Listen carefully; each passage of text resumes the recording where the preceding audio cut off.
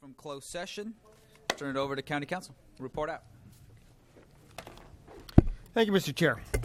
Board of Supervisors met in closed session today to discuss agenda items number 1 through 3 on today's agenda, plus the closed session that was added as an addendum. In regards to agenda item number 1, the board met and conferred with legal counsel regarding existing litigation pursuant to subdivisions A1 and D1 of Government Code Section 54956.9. The name of the case involved is the San Benito County versus Citadel Exploration, Inc. et al. That's filed in the Superior Court of California in the County of San Benito under case number CU-15-00162. At this time, the board took no reportable action. In regards to agenda number 2, the board also again met and conferred with legal counsel regarding existing litigation pursuant to subdivisions A and D1 of section 54956.9. This case is Rancho Gavilan versus the County of San Benito et al., filed in the California Superior Court for the County of San Benito under case number CU-15-00142. Again, the board took no reportable action at this time. Agenda item number 3, the board met and conferred with its real property negotiators regarding properties, parcel numbers APN 050-110-030 and 050-110-031 located in Hollister, California.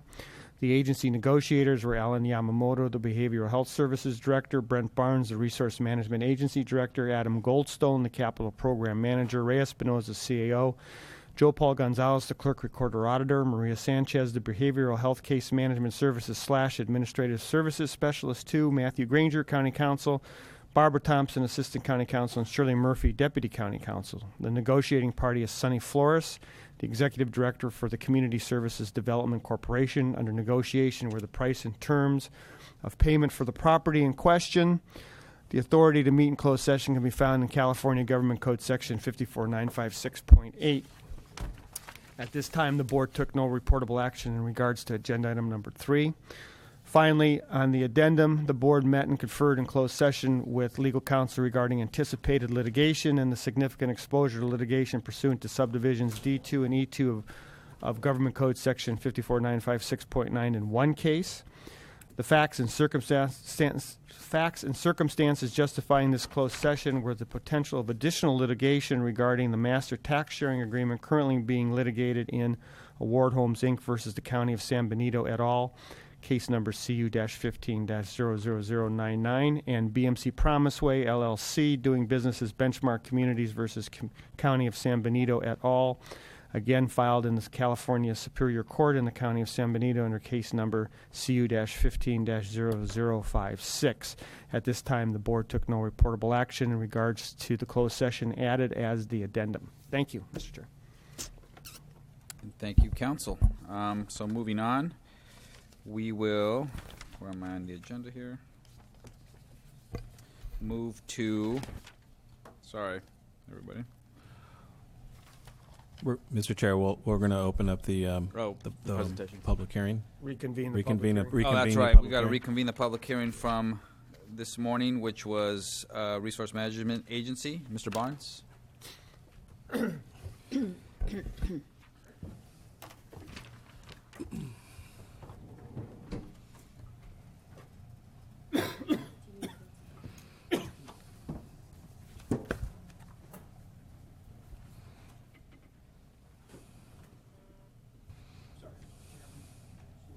Quite all right.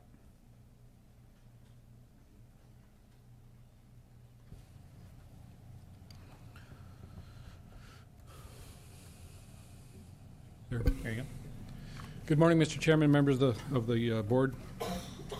This is a new public hearing, a continued item, though. We, a month or so ago, had the board declare that the county would be subject to the Geologic Hazard Abatement District laws of California. And we're this morning having a public hearing to hear one application for creation of a GAD, and that is related to the San Juan Oaks project that has been the subject of many previous hearings and discussions with the board and the commission. I don't have a particular presentation on this, but we're here to answer questions, and we have the special counsel here from the applicant as well if there are very detailed questions. Okay. At this time, are there any questions from members of the board? No. Okay. I'd like to open up, or is the public comment period closed, correct? No? I We can believe still it's ask? Okay. Still open. We need to hold the hearing, yes. Okay, cool. So at this time, I will invite anyone from the public to ask questions. Mr. Jones? Mr. Chairman, Mr. Fuller, Scott Fuller, Okay. would like to speak. Okay. We also have Mr. Jones there in the back as well.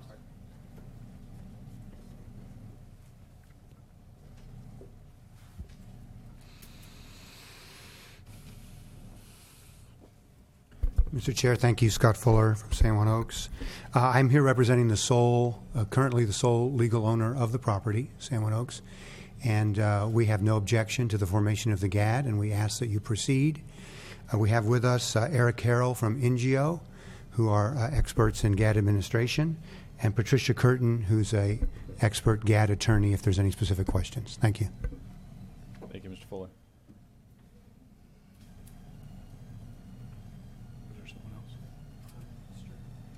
I think we have an additional. Mr. Jones? Yeah. Mr. Jones?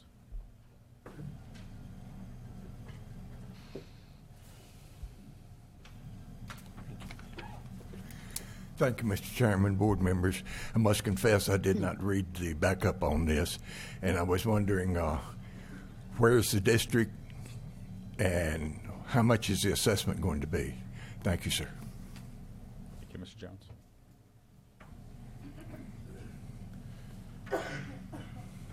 Mr. Chairman, the district applies only to the San Juan Oaks property.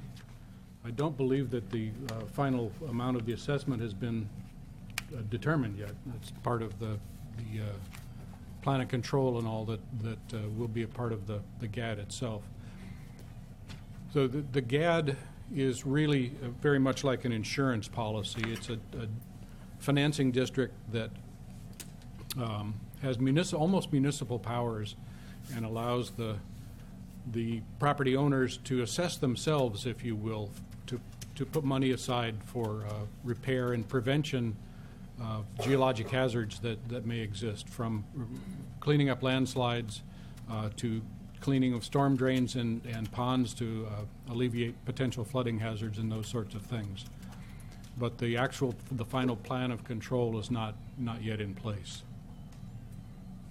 Thank you, Mr. Morris. Mr. Vitale? And what would be the trigger point for a project or development to really consider going into this program? Do we have any sort of standard, or is this offered to all new developments or old developments for that matter? Well, it requires the consent of the property owner or owners. So typically it's done at the time that a development, before a development is actually approved, when the number of owners is very limited. Otherwise, it would have to go through a vote in election, at least a public hearing, and we would have to count the number of objections and so on.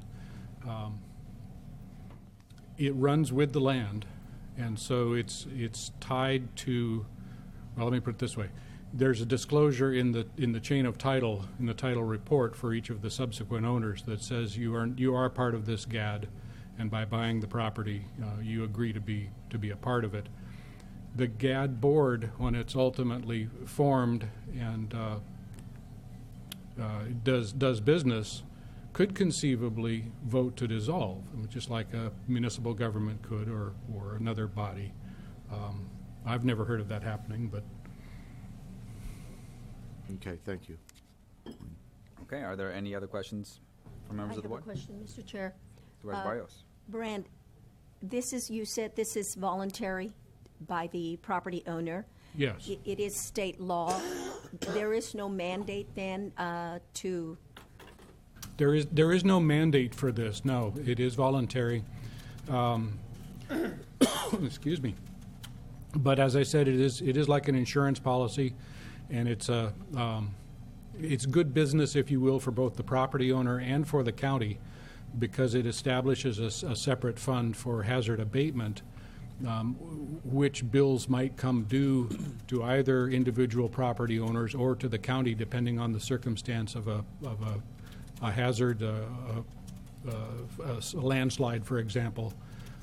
might close a county road, and we'd be on the hook to abate that hazard. And this would cover that. This would cover that kind of And activity. that money will be held in the coffers of the county? It would be held by the GAD board, which is a separate body that would be appointed to Okay. govern just this particular These property. funds. Okay. All right, Just thank this you. Thank you, district. Mr. Chair. Any other questions from members of the board? Mr. Chair, Shirley Murphy, Deputy County Counsel, if I could just address a couple procedural issues. As Brent just said, this will be a separate legal entity. In this case, and it can be managed by a number of options. In this case, it would be your board sitting as the board for the GAD. This is something that is new to our county, but you recently adopted a resolution to allow this to be something that could be done in our county. In this case, the property owners initiated the request for this, so they are very much in favor of it. It would be available to any property owner in the county that wishes to do this, although it's for certain limited purposes like managing and abating geologic hazards. They have a large amount of open space that will be, taken care of through the GAD.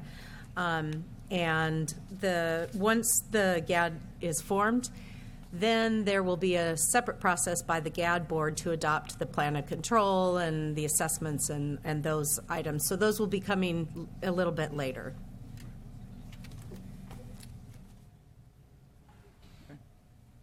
Any questions from members of the board? At this time, I certainly open to any recommendations from the board, motions. I guess we could adopt a resolution now. I'll make that motion then. Adopt resolution 2016-31. Second. Okay, all those, there's a motion and a second. All those in favor? Aye. Opposed? Motion carries 5-0.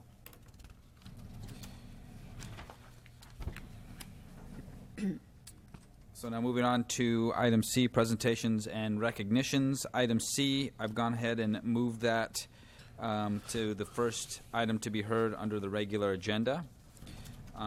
So moving on, we'll have a certificate of recognition to Kathy Alameda on behalf of the Board of Supervisors on being named a 2016 Agricultural Woman of the Year.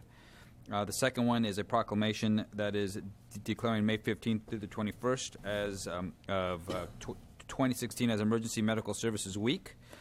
And then the final one is a proclamation that is declaring May 2016 as the Community Action Month in the County of San Benito. So I certainly will accept a motion for the three certificates and proclamations that are on the agenda. I will make a motion to approve them. Okay. Thank you. Second. Okay, there's motion second. All those in favor? Aye. Opposed? Motion carries 5-0. So we do have a certificate for Ms. Alameda. Okay, if Supervisor Barrios. Kathy could come up.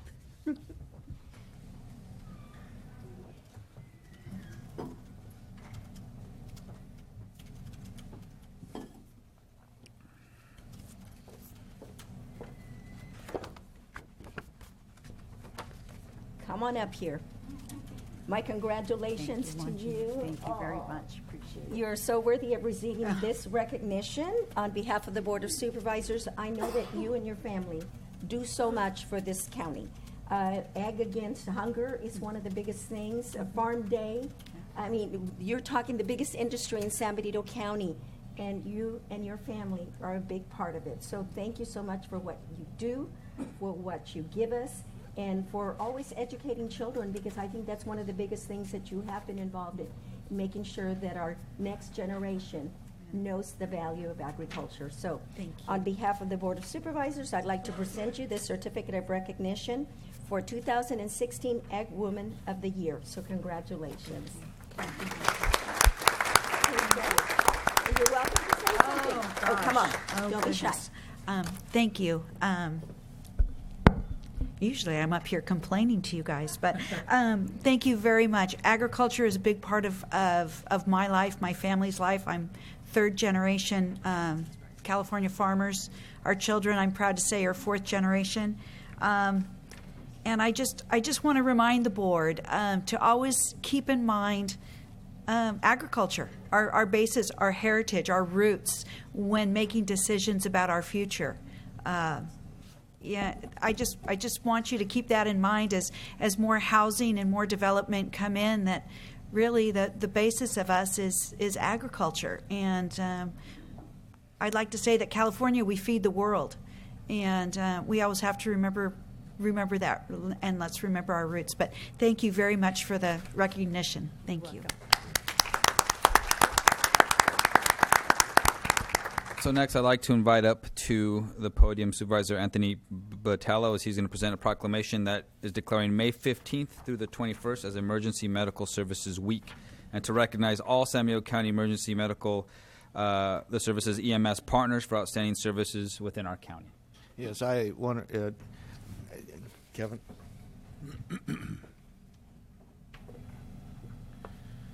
It's a pleasure to present to you the Emergency Medical Services Week proclamation. And this is one of those things that we hope none of our citizens ever need, but unfortunately we got to have this service. And it truly is a team effort. It's AMR, ambulance services, paramedics, firefighters, police, sheriffs, and community members. And EMS provides training and coordination between all the agencies, our hospitals and health facilities as well. And I'm sure Kevin would speak to that. But Emergency Medical Services Week, May 15th through the 21st, 2016, whereas emergency medical services is a vital public service, and whereas members of the emergency medical service teams are ready to provide life-saving care to those in need 24 hours a day, 7 days a week, and whereas access to qualified emergency care dramatically improves survival and recovery rates to those who experience sudden illness and injury, and whereas the emergency medical services system consists of emergency physicians, emergency nurses, first responders, emergency medical technicians, paramedics, firefighters, educators, administrators, and others. Now, therefore, it be resolved that the San Bernardino County Board of Supervisors, in recognition of this event, does hereby proclaim the week of May 15th through the 21st, 2016 as Emergency Medical Services Week. Thank you. Thank you.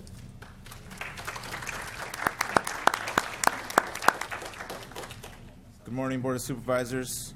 Thank you for this proclamation. It is an honor to accept it on behalf of the entire EMS community. In years past, San Bernardino County EMS has held various fun events during the week for our EMS partners. This year, we decided to go in a different direction. On May 21st, EMS will host a softball tournament for our partner agencies, and I'd like to invite all of you to come and attend and cheer on our various partners. It'll be at that time that we announce some awards for people who have gone above and beyond. I'd also like to thank our EMS partners for all the hard work and dedication they've shown this year. Our partners include, as Supervisor Botello stated, our contracted ambulance provider, American Medical Response, Hollister Fire Department, Aromas Tri-County Fire Protection District, CAL FIRE, CalSTAR, San Benito County Sheriff's Office, Hollister Police Department, California Highway Patrol, Santa Cruz Regional 911, Hazel Hawkins Memorial Hospital, Hollister Hills State Park, and Pinnacles National Park. So thank you to them, and thank you for honoring them. All right, great, good job. Thank you. Thank you. Okay, at this time, I'd like to invite up Supervisor Jerry Munzer to the podium. And this is a proclamation that is declaring May 2016 as Community Action Month in San Bernardino County, and present certificate of recognition to individuals as described in our board report. And Supervisor De La Cruz has the individual certificates. Go ahead.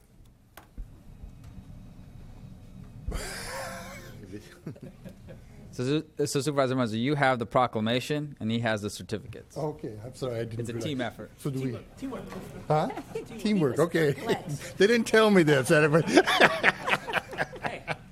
we learn on the road. Kind of rolling with the punches here. I didn't know. Okay, with that, I'd like to read a couple of the whereases on this proclamation for the Community Action Month.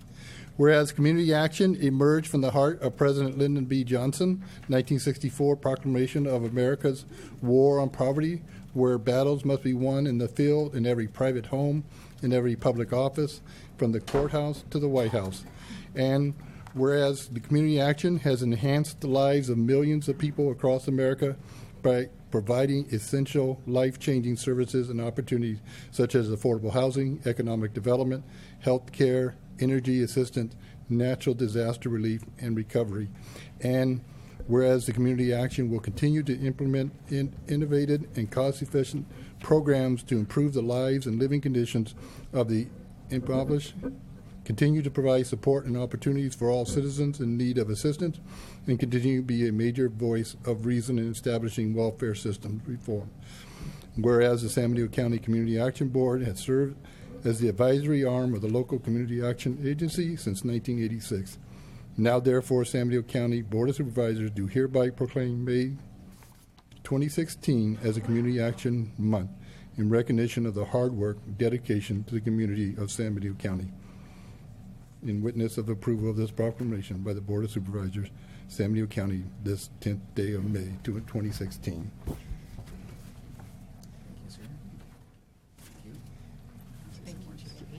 And I just personally want to say it was my pleasure to serve on the board for a year, to get to know what they do, all the hard work that they do, and it usually goes unsung and unappreciated, I think. But I do definitely appreciate everything that the Community Action Board does, all their hard work. Thank you.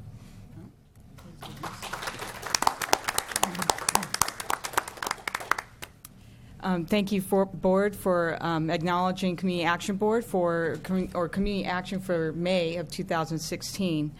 Although we're just acknowledging May as Community Action Month, I really encourage everyone for community action to participate every day of the year. Volunteerism is such an important aspect of a thriving community. Our vision is empowering people, ending poverty by empowering people. That is our vision, and that is our commitment. We are an excellent county. We believe in our citizens. We don't leave people behind. We give them a hand up and a helping hand. So that is our vision, and we encourage people to join our board. If you have any questions or information, please feel free to contact us. We'll be happy to answer your questions. Thank you. Just a quick word. Again, the vision, I wanted to emphasize it. Ending poverty by empowering people. That sends a direct message to our community that everything that we do in our agency is to assist people with poverty issues, whether it's a LIHEAP program, housing assistance, water bill assistance, job training programs, helping our homeless, our migrant workers. The Community Action Agency has done this for many, many years in San Benito County. Our Community Action Board, Sherry is our board chair. Our board members are here, a very dedicated group of individuals, and I want to give them big props for all their hard work. I have the best staff in all departments in this county. Really, no. So I wanted to just say thank you to the staff and to the Community Action Board members. Mr. Chairman, can Enrique introduce the board members that are here? Because what the work that they do is absolutely vital to our community, and we really appreciate the board for coming to the meeting this morning, too. So if we could stand up. So Tanya, she's been our board member the longest, I believe, in our current board, almost 6 years. And I'm really Carol Thomas has been with us going on a couple of years now, a year, and they're just invaluable. You talk about commitment to volunteering, being at the homeless shelter, serving meals, being at an all-day board retreat, going to the meetings, attending meetings, and being an active committee member. Recruitment with board members is just amazing work that they do, and I just love having them on the board. Thank you. Thank you for all you do. Thank you.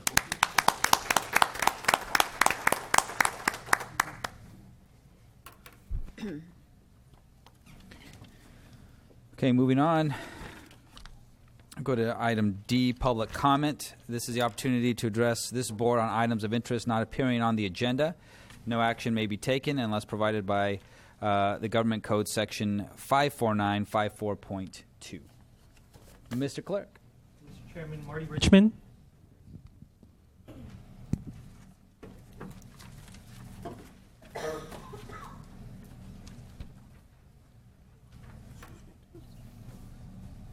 Good morning, Mr. Chairman, members of the board. Marty Richmond from Hollister. I got a couple items for you today. One is, I saw the announcement that Gavilan College is going through their final selection of a new president because President Kinsella has announced his retirement, and that I think it's on the 16th they're going to have a discussion, and they're going to ask questions. I would hope that this board would put together a question or two, whether you do it with an ad hoc committee or somehow, or through the CAO, concerning Gavilan's relationship with this county.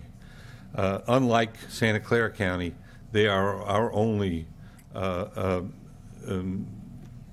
post high school level education place, and what they do is really important. And I won't go over again all the trials and tribulations we were having with them, but the attitude of the new president toward that would be really important on who we should support as a community. And if you were not invited to comment, I think that says something too. Okay. Unfortunately, what it says is not good. The second issue, so that's my first issue. The second issue I have is two stories in the news this morning, both with the exact same headline of areas that are preparing in California to become the center of the medical marijuana industry. They're both the exact same headline, one I think from the Los Angeles Times and one from the AP or NBC. And both of them had two different areas. Is that funny or what? Anyway, for for outside raising of marijuana, the area was hot springs, desert hot springs, and for inside, it was the enormous amount of abandoned warehouses that are available 40 miles south of Barstow, and people are buying all the land, and they're talking about people driving up with Bentleys and buying the land, and everybody's prepared for this huge influx of money. Well, guess what? When you take this huge influx of money and you cut it into a billion pieces, what you wind up with is $1 a piece, okay? So I'm afraid that our plans of basically becoming gazillionaires by raising medical marijuana, I've seen this business before where it becomes the hottest issue in the world until it comes time to pass the buck. So I just give you a word of warning, and I hope you read the two articles. Thank you very much. No more public comment cards. Okay, anyone else wishing to provide some comments? Now's the time to do so. See none, we'll move on to item D, department head announcements. Mr. CAO. Thank you, Mr. Chair. Yes, we do have an announcement coming out of our elections office. We have Joe Paul Gonzalez here to give the board an announcement. Okay. Okay, he made a mistake. Good morning, Chair, Board of Supervisors. Joe Paul Gonzalez, County Clerk, Auditor, and Recorder. And in my ex-official capacity as Registrar of Voters, I'm here before you today to kind of remind the board that this Saturday at 1 o'clock in this room, the Elections Department is going to be holding a election and voter informational public forum. It's a nonpartisan public forum. It's going to be held between 1 hour only, between 1 and 2 o'clock. Now, the purpose of this forum is to hopefully help those members of the public who are having trouble deciphering what are the rules related to voting in this election. You know, we have issues concerning party-nominated offices versus voter-nominated offices. A lot of people are confused about crossover voting. If you're a registered Democrat and this year you want to vote for the Republican candidate, you have to re-register to vote in a different party. And a lot of people don't understand that, and it's already been noticed in the office because voting has already started in the office. You know that we have the 29 days before the election, people may start to vote at the office. The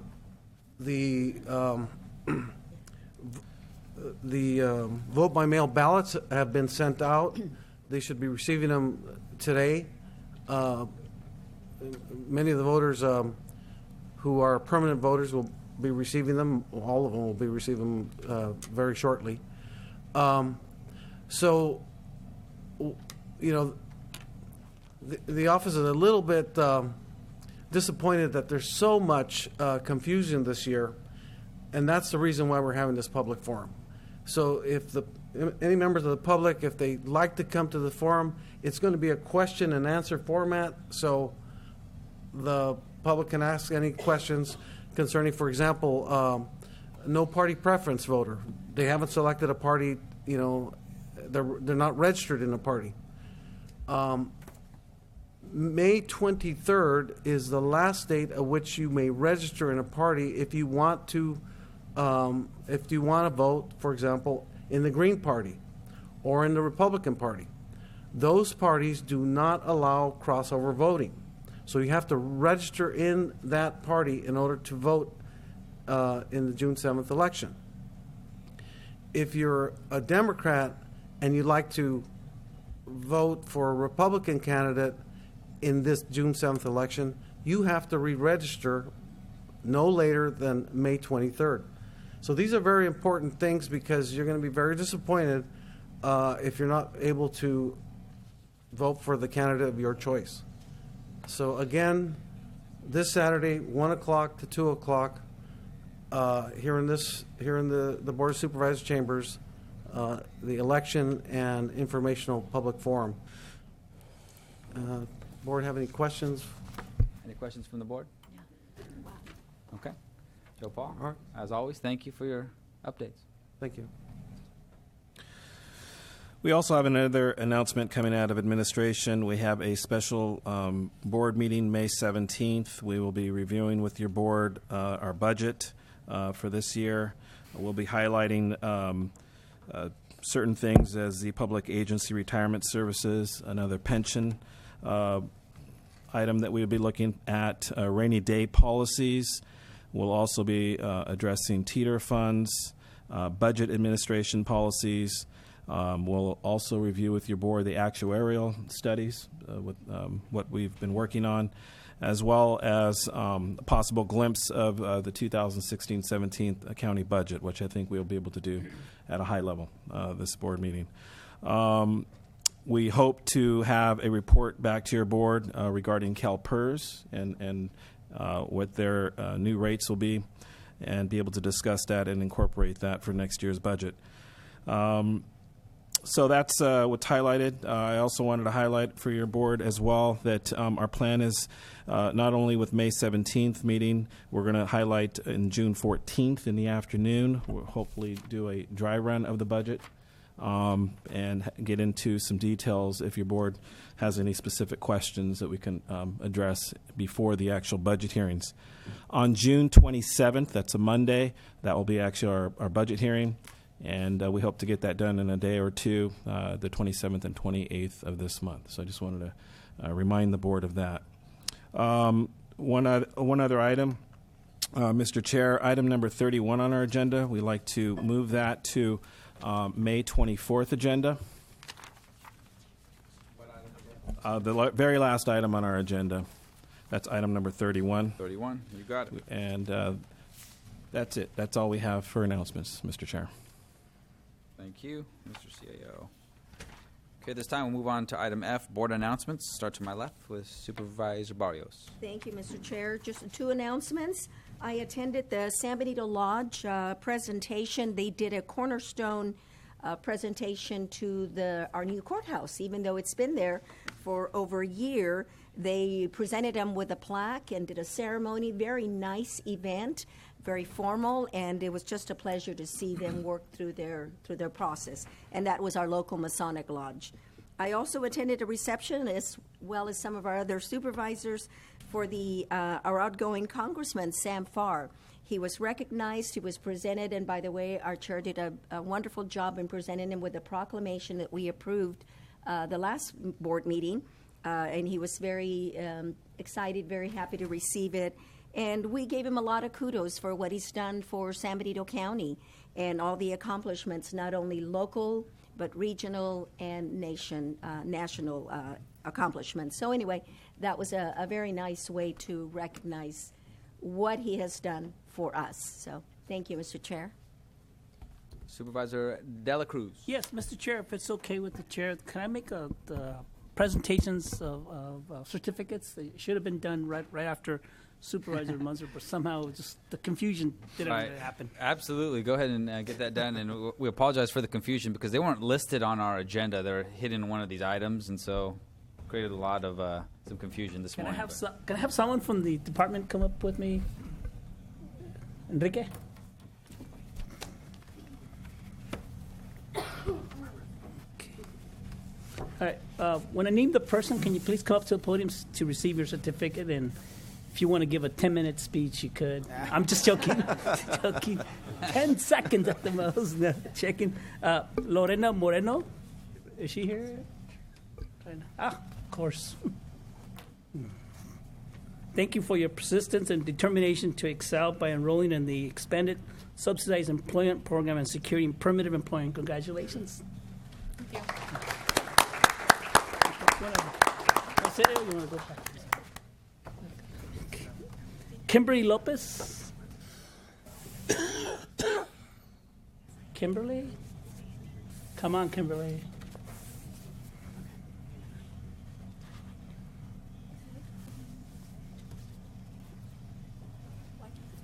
Kimberly, on behalf of the Board of Supervisors, thank you for your persistence and determination to excel by enrolling in the Work Experience Program and securing employment.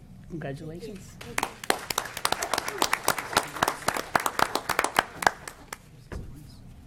You don't want to say any words? You got 10 seconds, 10 minutes? All right, thank you. Pressure's on. Thank you very much. Oh, Christina Soto. I see that. Oh, she's.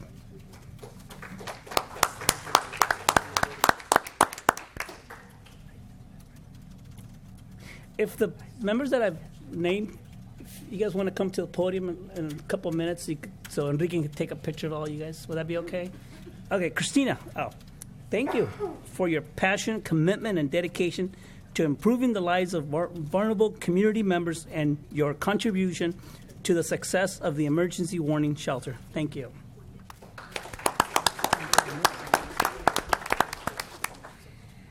I just want to say that it's an honor and I'm to humbly serve my community that I grew up in. And I've known Margie when she lived behind my mom's house. I've known Jaime forever. So it's just really an honor to be here. And thank you. Thank you. Okay, I'm going to get in trouble for this one. Tanya Sunsuri? Sorry. Oh, is that right? Sunsuri. Tanya, on behalf of the board, thank you for your contributions and invaluable service to the Community Action Board since 2010. Thank you very much.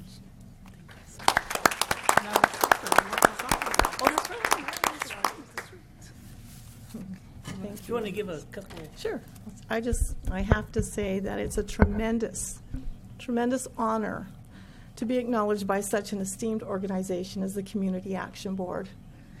Knowing that there are many qualified members who have put forth much effort and hard work, and you've heard the sincerity in their voices when they've told how they love serving the community. They're the best people, a group of people I've met, and I don't know any of you, so don't be offended.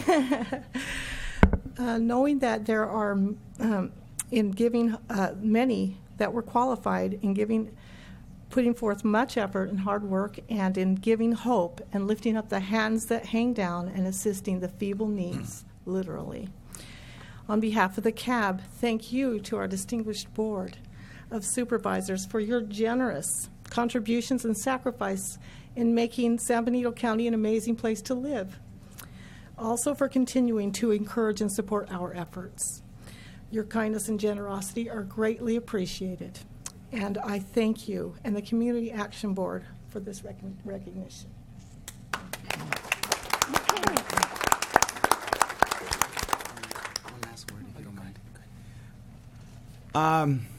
Again, the vision, ending poverty by empowering people.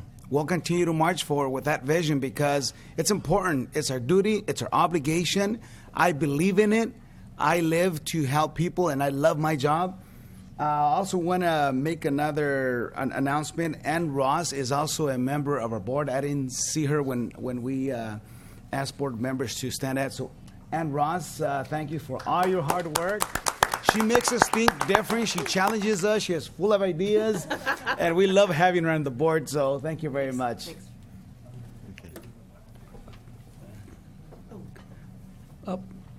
Thank you very much. We appreciate your contributions.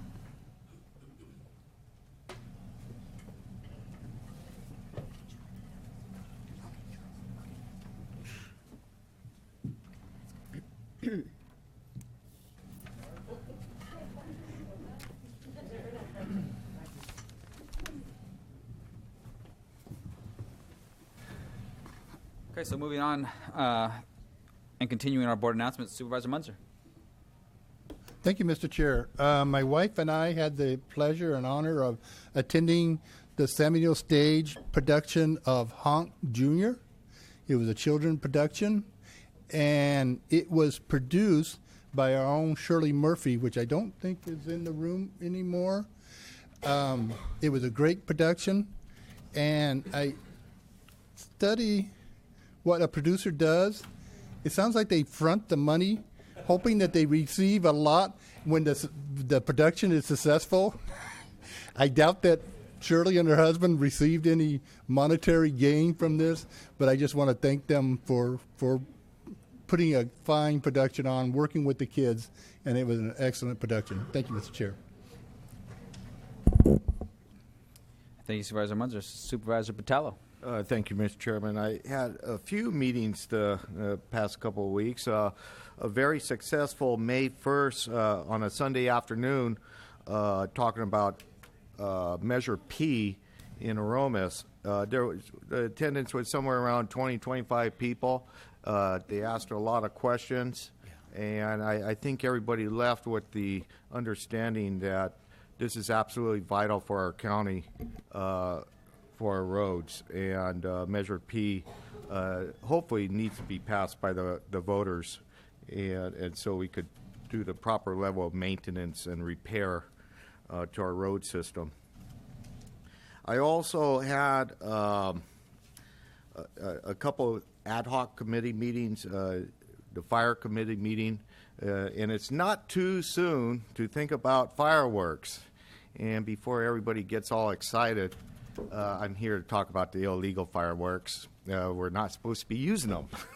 Any fireworks that leave the ground or explode are considered illegal. And the fire department and public safety and all of us are trying to get the word out that they're not going to be tolerated in the city of Hollister or San Benito County. There's been major injuries in the past. It seems like every year somebody really almost gets their hand blown off or worse. And the illegal fireworks will be punishable, $500 to $1,000, or imprisonment in the local jail for a year. So it's pretty serious, and we highly discourage everybody from participating in those type of activities. Another item that came out of the fire committee, which I think this board really kind of needs to be keep an eye on, is our reserve staffing levels. Our full-time professional firefighters are at a good level due to the grant, but we're down to 9 reserve firefighters, and I think we need to really work to get that level up to a higher, safer number. Our goal was 50. We have 9. So I think the committee will continue to work with the other members of the our partnerships and improve that. The second meeting that day was the Intergovernmental Committee meeting, and I'm going to try to be as positive as I can, but I'm not. We had a couple of agenda items. One was that the county reported that we went out for the request for proposal for the library needs assessment. And in that agenda item, I reported to the 2 cities, the city of Hollister particularly, that the board adopted an impact fee, library impact fee of $500 and change, and strongly encouraged that the city do the same. And I've been talking about this for quite some time, and I think the whole board has been very much promoting the partnership in order to bring adequate services to our community in this area, the library. And, you know, there was the mayor, Ignacio, was in attendance, and he was the only council member there. And, you know, they feel that we need to do the needs assessment first before we develop a plan to go for the city to move forward with a impact fee. The problem is, if reading our background information, our part of it, we're raised about $3.5 million for a life of this impact fee for the foreseeable growth in this community. And the need for the library space, which we know is inadequate even without the needs assessment study, is closer to $11 million.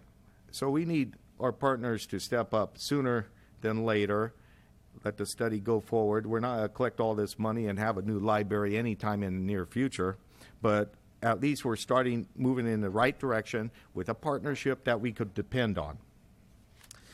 We had a second item that talked about the, let's see, make sure I have the right paperwork in front of me. The contribution, maintenance, and operation costs of the county library.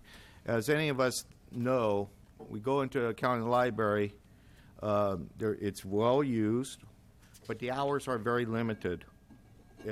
It's not all open on weekends. It's limited during the day, on weekdays. And our board, every one of us up here, has been committed to keeping that facility as well ran as possible. Now, if we want to develop partnerships, we got to put our money where our mouth is. And we're doing our budget, as the CEO mentioned, right now, next week. And I assume the city of Hollister is doing the same thing. They should be contributing more than $15,000 a year to the operations of that library. That $15,000 has been in place from before I was on the board for years and years, and the need has only grown quite a bit more larger. And we have a library that serves the public now, and we need more hours of operation. And if you want to be a partner, let's work together and put some financial resources to it. And pretty much what I got was no. And I don't know. It's hard to operate that way, at least. And I just want to be upfront with my fellow board members and the public that I don't see a whole lot change there. We ended up having a presentation on broadband, which is nice to have. It's important, but it's just a presentation. I don't think these meetings last 2 hours long, and this is May, so I've been to 5 of them, and I just don't feel like getting a whole lot of traction on anything that makes a difference. I want to work with the City of Hollister to solve problems, provide higher levels of service to our community if they're ready to, but I don't see that right now. And I think it's a poor use of our staff time, their staff time, if we're not just sit around and at a campfire and just talk. So, thank you, Supervisor. And I'm glad there was a brief report on the fire. Maybe we could agendize that at our next meeting. Obviously, the 9 reserves is a concern. I know that there are probably questions, but in an effort to avoid any kind of Brown Act violation, let's agendize that for next meeting. I too attended the SAMFAR event, which was a great opportunity to thank SAMFAR. I know our entire board was there, which, speaking of the Brown violation, was probably a gross violation of the Brown Act. But we had to go. But we had to go and talk to we had to go and thank. It was our opportunity to thank Congressman Farr. Some of the comments I made is when Sam Farr was elected, I was just entering high school, and so he certainly had a huge impact in my growth and in my development as a student of government, and I'm very was great for that. And then on the next point, what was just said about intergovernmental, I think that we need to alter our participation on that committee. And what I mean by that is, when I was originally on intergovernmental, the first year I was elected official with Supervisor Barrios, that used to be it used to be an opportunity for us to work with the City of Hollister, and we used to get a lot done. Our agendas for those meetings were very specific. We developed a curfew ordinance with all local governments. We talked about the illegal food vendors, the issues we were having. But as I look at the agendas from intergovernmental, they're very vague. And I participated in one meeting this year, and the discussion is extremely philosophical. There are personal agendas there, and I think that we need to And unfortunately, it's taking up a lot of our staff time, and nothing is getting accomplished.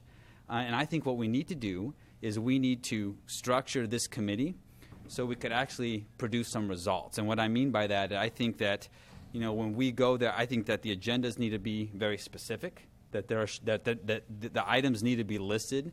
The first meeting I attended in January just said growth.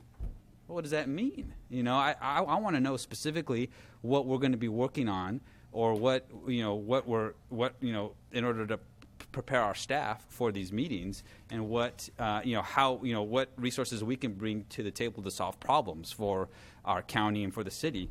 And so I think if there are some bylaws, maybe we need to bring those. I think monthly meetings probably aren't necessary at this point. Maybe quarterly or even biannual meetings. But more importantly, the agenda process has to be restructured. Maybe the agenda comes before this entire board, where I know before we used to go to the meetings, we used to pull the board and see what we wanted to talk about, and that's not happening at our level or the city's level. So I think there needs to be some type of restructuring in how we make this more of a transparent process and more of a participatory process from our entire board and the entire council, because I get to these meetings and we're engaging in these discussions, and it's these personalities. It's what does Ignacio Velasquez want to get accomplished now, or what and it's just not working. And so we certainly have to make this committee more transparent. But at the same time, we need to really the purpose of this committee was intergovernmental, was to get together with local governments to work together to solve problems. A perfect example was the consolidation of our fire service. That started in intergovernmental, and we're just not at that level anymore. And so we certainly have got to do more to make sure that we're getting the most out of our participation on that committee as board members, as elected officials, but as staff as well, because there's a lot of staff resources that are going into these meetings and the staff time that's being devoted to preparing these presentations. And so we certainly, I think that, Ray, you and I could maybe bring back something next meeting for the full board to consider to see what staff thinks. And, maybe if we scale it back to a quarterly meeting, maybe we shore up the agenda process. I don't know. Yeah. Mr. Chair, if I may comment. I agree. One of the discussion items that we had on our last agenda that actually didn't get discussed is bylaws, the intergovernmental bylaws. I think currently there are no bylaws. So I think it's a perfect time to evaluate that at the board level and what the board wants, and then present it to the ad hoc as well as adopting it in the future. So I think this is timely to discuss that right now. Okay, excellent. So we'll talk maybe more. at our next meeting, our first meeting in June, if I could work with you, and we could do something. Yeah, perfect. Yeah. Okay, great. So then again, just to recap, we'll bring that back at a future meeting, and then certainly an update from our the fire the committee. If we could have a regular agenda item to talk about those issues. And so moving on, we'll move to our consent agenda. Are there any items on the consent that any member of the board wish to pull? I would like to pull 20 and 21. 2021. Yeah, I'm going to pull out number 14. 14.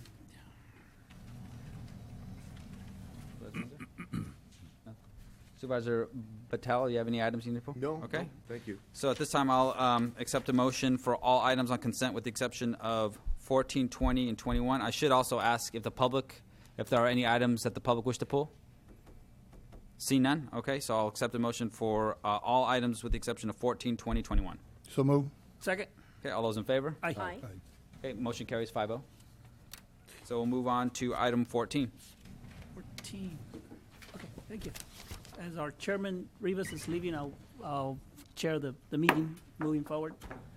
Alan, my question is, you hired this person for so many years, and I have always brought this question up: is this the cheapest way to go about it, doing these services? Oh, it is. It is the cheapest way to go about it, and I know that you've expressed some angst about acquiring this contractor. Yeah. And we've run the numbers on this and done the comparisons. When you compare it to something that's a like-type position, it ends up to be less costly, and particularly when you consider the benefits added on to a county position. That being said, I think the way things have developed, I don't even know that comparison is correct anymore, because I see a level of functioning and expertise that this particular contractor provides to us. It's going to be at a higher level than an administrative services position would be, which is the comparison that we've typically made in previous years. Now, this person only works the whole 40 hours a week, or is it No, part-time? no, they do not work 40 hours a week. They work a varying number of hours throughout the year, but they do not work 40 hours per week. It's not like a full-time person sitting there at a desk in our office. They meet the test of a contractor. They are a contractor.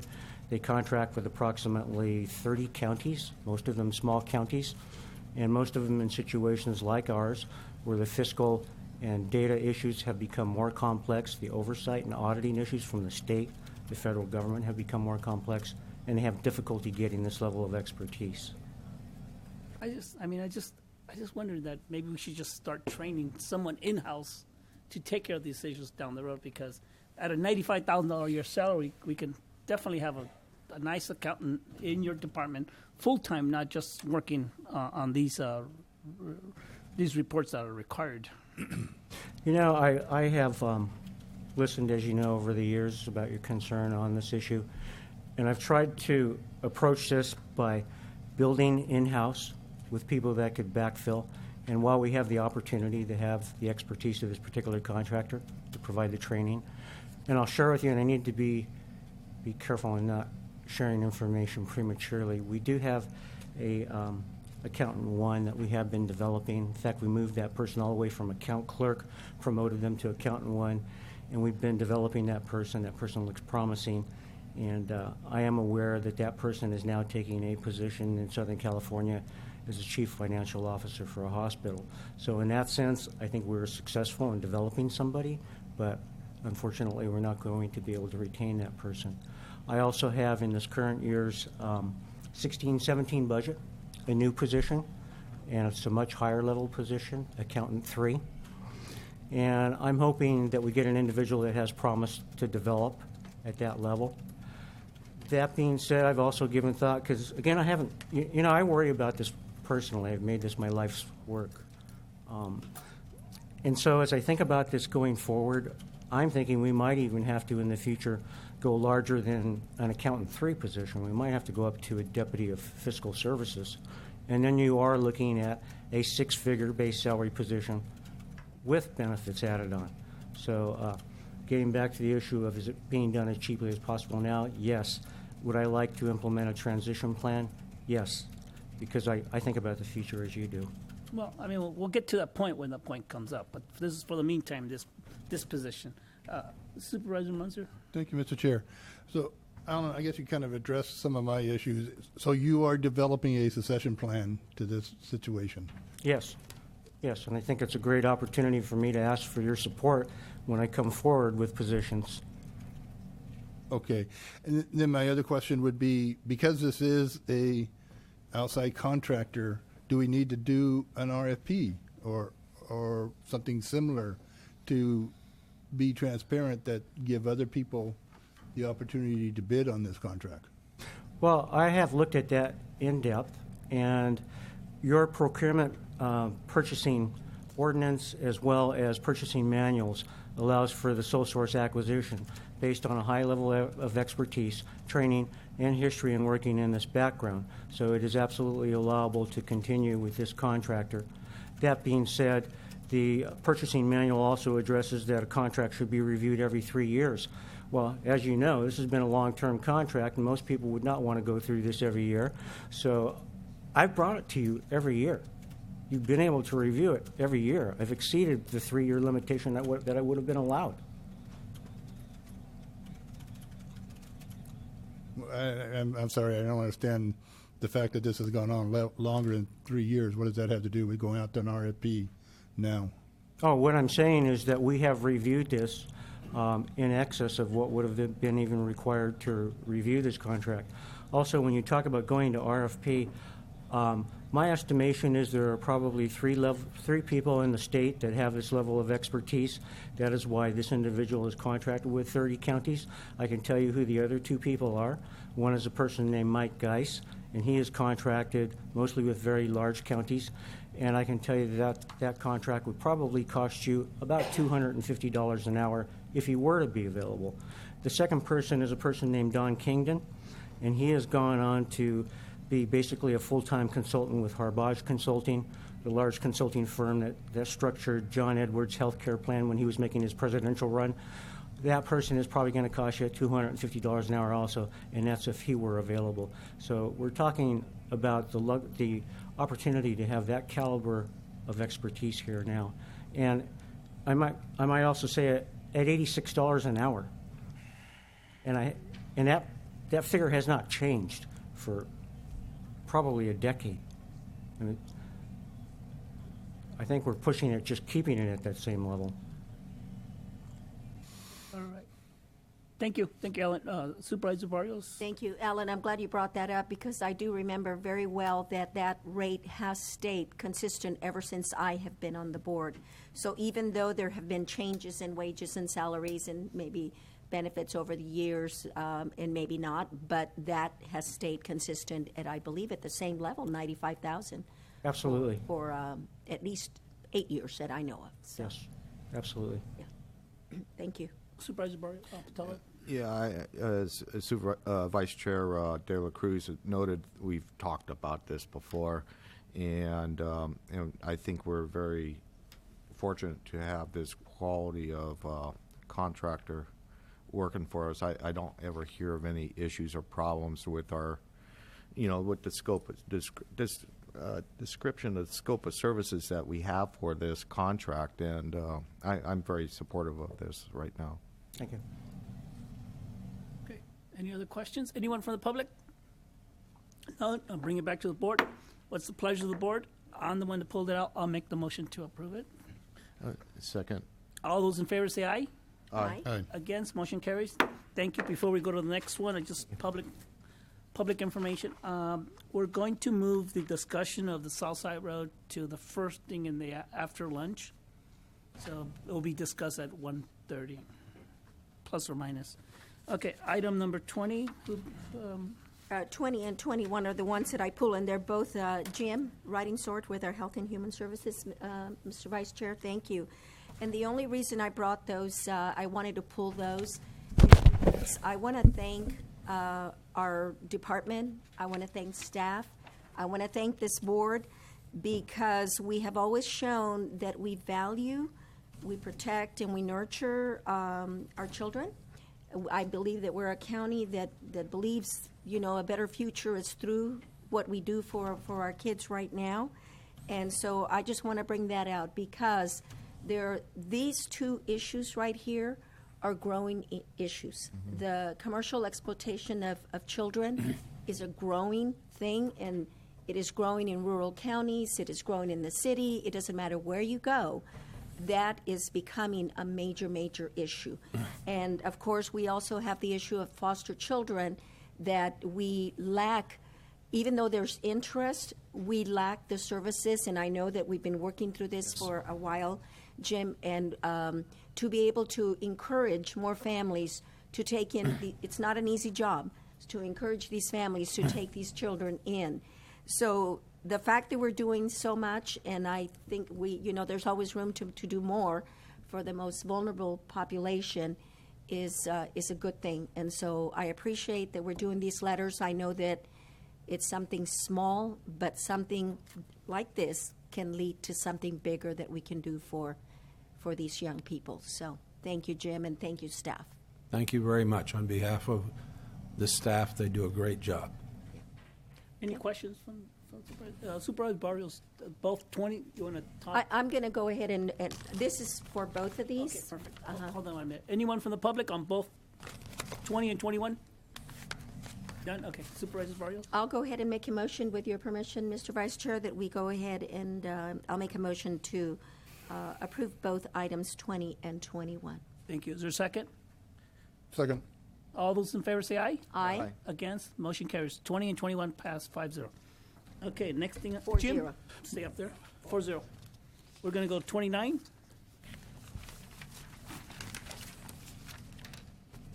It's been requested to move 29 up. Oh, okay. Mr. Chair, Yes. if I may, we had to finish up the presentation and recognitions.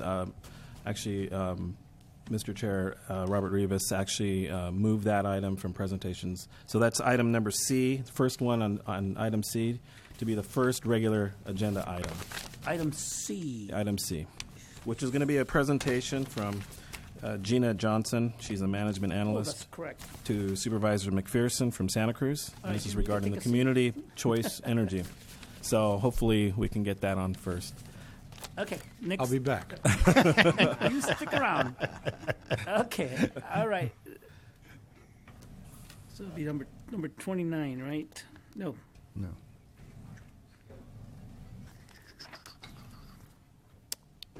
Can I advance it with us? Hello. Good morning, supervisors. Thank you so much for this opportunity. I work for Santa Cruz County Supervisor Bruce McPherson. I'm an analyst. I've spent my better part of my professional career in environmental nonprofit work. And today I'm here to give you an update on a very important regional project in which County San Benito is a partner. I'm going to keep this slide deck very short. I'm happy to answer more questions. There is going to be an extensive study session in these chambers on June 9th at 3 p.m., 2.5 hours. We will be bringing our cadre of consultants who have worked on this $400,000 project on your behalf, so that your executive staff and all of you, your elected officials from Hollister, San Juan Bautista, and this board can answer and ask questions and have FaceTime with those folks. So I'm going to go through this a bit and tell you what this is. You may recall 3 years ago is before you, and you passed unanimously a excuse me, a resolution to participate with all 21 of your county and city partners in the region including also 3 out of your 4 major JPAs, your Air Quality Control District, the Marina Landfill, as well as the Salinas Valley Solid Waste Authority. This is a really great project. Everyone said, yes, we'd like to participate in the study, and we do have a private funding partner, the Community Foundation. AMBAG is also a very supportive partner, being the other major JPA in the area. What is community choice aggregation? In brief, it is the ability for counties and cities, local governments, to aggregate their purchasing power and purchase electricity on behalf of their citizens. PG&E does not go away. They are a partner in the project. They continue to provide gas service, customer service, maintain the grid, even provide the bills. But in other cities and counties around the state, they've established these agencies, and they've become very helpful both environmentally and economically to the regions. And so I think you'll be excited to hear about the outcomes of our technical study in which you were a partner. The reason why we chose to investigate this is we wanted to see what benefits that we could bring to our region for local control over our electricity rates, more transparent accountability. If we were to establish our local community choice energy agency, citizens can come before a local board to discuss rate setting, where they may want renewable energy projects and other issues. It also allows us for a greater use of solar, wind, and biomass in our area, the greatest reduction in greenhouse gases. All of our cities and counties have a climate action plan, as you know, your county as well. And this is the #1 initiative in most of the climate action plans, short of getting everybody out of their single-occupied car. Half of our greenhouse gas comes from where we get our electricity. So if we can make that electricity more renewable, it definitely offers us the opportunity to lower our greenhouse gas by 50%. The economic vitality piece of this is incredibly important. It does create local jobs because of the redirected revenue to the local agency, allows for that agency board to create local renewable projects, which create local jobs. I'm going to talk about there's actually 3 community choice energy agencies in our state. There's over 20 in process right now. Ours is at the head of that class. But I'm going to talk about the 2 that have been established. In Marin, they are now serving, after 6 years, almost 80% of the customers, 170,000 customers, with an annual budget of $146 million. They have $17 million in the bank in surplus. Their portfolio for electricity is 50%, and that is 30% compared to PG&E, and they do charge comparable rates. So they've been able to raise their portfolio significantly with local renewable energy projects, and they still charge the same rates as PG&E. And they have paid off all their startup debt. Let me note that this particular project does not cost one dime out of your general budget. If you chose as an agency, a county, to join a JPA, this is a completely self-sufficient financial agency because customers of the agency actually pay the bills. Sonoma Clean Power has been alive for 2 years. They are now serving 89% of the total customers, 196,000 customers, with an annual budget of almost $166 million. They just ended their 2nd fiscal year with $30 million of money in the bank. They are now completely debt-free from their startup debt, except for a $1.3 million loan to their water department, from their water department, I should say. Their portfolio is at 36% renewable portfolio because they chose to have 8% less rates than PG&E. Really exciting. They do have a lot of geothermal and hydro in Sonoma, which we don't have here, but we have a great opportunity, especially in the county of San Benito, to create renewable energy projects. Is this right for us? That's the answer that's the question that we're hoping to answer for you on June the 9th in a very deep, detailed way. You are going to see the results of a technical study that compares PG&E rates, compares the renewable versus fossil fuel portfolio, what the local job and economic development opportunities are for our region, especially the county of San Benito, the greenhouse gas reduction element, what the cost-benefit analysis is of using multiple electricity scenarios, how much of our local energy supply we can actually use and what we would have to build eventually, and of course identifying startup costs and when it would be paid back with ratepayer revenues so that you can be secure in the fact that this is not going to impact your general fund. This is one snapshot of the results of the technical study, and I'm hoping it encourages you and your executive staff to attend on June the 9th. I'm not going to go through, this is a little bit complicated slide, my apologies, but it's all very important. We actually gave our technical consultants 3 different scenarios to analyze. All 3 of them came out very favorable in terms of economic vitality and greenhouse gas reduction and rates. And I want to just go over one scenario, the first one, which is my favorite. This particular one says that we can double our use of renewable energy in our electricity portfolio, 70% greenhouse gas free in our region, and we can do that on rate parity relative to PG&E. That's a really exciting opportunity. In addition, after startup debt is paid off, the agency can book $9.6 million of reserves per year, and that's the money that can be used to do a number of things: lower rates, create local jobs with local renewable energy projects. So very, very exciting. Here's the status of our project. You, as your board, you did approve participating in the project. The County of Santa Cruz became your lead partner, and we did form a committee on which Adam Goldstone did serve as your member for many years. He served for the first year and a half, I should say, and then he went and got another job, as you know, and came back. I was able to give him an update in 20 minutes, so he said, well, that saved me 2 years' worth of work. That was great. He was excited. He's now invited back to the committee because we do have a great regional committee. Your committee has done a great deal of work the last 3 years. The culmination of that work is 300 pages of eye-poking technical analysis online. The MontereyBayCCA.org project website has posted all of the results of the technical study and all the information that we've gathered for you and your executive staff, including sample budgets, which I know your CEO is going to be very interested in. What did the other CCE agencies do in terms of formation? What did those legal documents look like? What were the best practices they learned? Some of the pitfalls, things that we want to avoid, those types of things. We're going to be going over all that on June the 9th in these chambers, and Supervisor McPherson will be joining me at that time. His apologies, he had to chair his own meeting today, so he would be here otherwise. In May through August, we're going to be asking your board or your executive staff to consider whether or not you want to go to the next level of conversation, because the next level is taking all this information and talking to your other laterals, your other executive staff and county councils as to whether you want to form and what the details of that would look like, a JPA agreement. And then we are asking your board or early adoptive partners to make that formation decision by October, because there's still going to be 6 to 9 months of due diligence work that we're going to have to do before we can actually provide electricity to members of the public in San Benito County. And we would hope then for the early adoptive county and city partners to start providing electricity sometime in the summer of 2017. This is a great time to be starting a CCE agency. The marketplace has never been more favorable to procure green, renewable energy. It's very, very favorable. Still more expensive than fossil fuel, but a very favorable marketplace. It's a wonderful opportunity for our region to establish this agency, build organizational capacity, pay off startup debt, start creating those surplus revenues, and really considering that the long-term strategic plan could be energy self-sufficiency for our region, for our children and grandchildren within a decade or two, not a long time in the scope of government.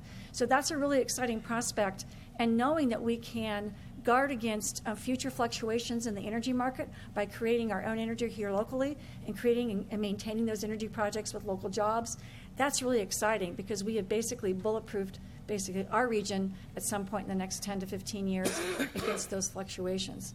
So with that, I'm going to stop and be happy to answer any of your questions. I just want to reiterate, June 9th, in these chambers, you will have an army of consultants to which you can ask all these questions in detail. I invite you to the MontereyBayCCA.org website. I know that Adam's there right now looking at the tech study, and I'll be talking to Adam more about this with your CEO and your executive staff between now and June 9th as well. Mr. Vice Chair, if I may. Oh. I got a quick question, then I'll go to my fellow board members. Enter into this program is the end user will be county government services, or will actually be regular residents or regular businesses? All of the above. Anybody who pays a PG&E bill right now could be a potential customer. I do want to note that PG&E does not go away, and if folks wanted to stay with PG&E in terms of being their electricity provider, they could do that.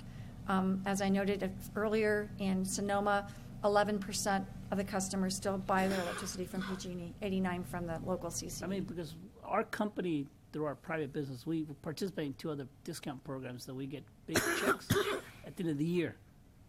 So that's something that you're going to be able to compete with? Absolutely. In fact, any of the programs that are currently offered by the investor in utility, which of course is regulated, that would be including those incentive programs, the demand response programs, I believe is what you're describing, your low-income programs, your care program for folks who pay their lower income and they pay a lower rate. Those do not go away. They remain the same. I have tons of questions, but I'm going to... hold on, Ray. Any questions? You're welcome to call me later if you... Hold on. I'm just interested in what the CAO's question is. I have tons of questions too, but maybe it might be better coming on June 9th. I'm planning on going on June 9th. Supervisor Monk? Well, thank you, Mr. Chair. This is about the third time. Thank you for suffering the third time for my side deck. That we've sat and talked. I'm excited about this program. I want to stress that the end user has the option of participating or not participating, and by that I mean the ratepayer. I think it's going to be a great opportunity for San Benito County to be a leader in solar production because our partner agencies do not have as much sun as we do, and so we're going to be able to produce the electricity for both Santa Cruz and Monterey County here in San Benito County. I believe many of the other counties and agencies that have gotten involved in this have had money to be able to do rooftop solar on their own government buildings.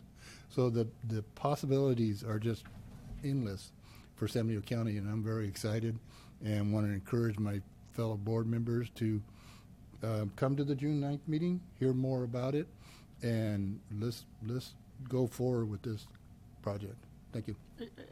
Before I go to Supervisor Barrow, I just, you're asking us to join a partnership, and whenever you become a partnership, sometimes you're giving away certain rights. I mean, why should I be partnered with you if we can do our own financing, if we can do our own solar projects and sell to the customer and make the profits 100% instead of sharing? I mean, that's some of my questions that I have. Well, that's a great question. With any endeavor, there's always an economy of scale with partnership.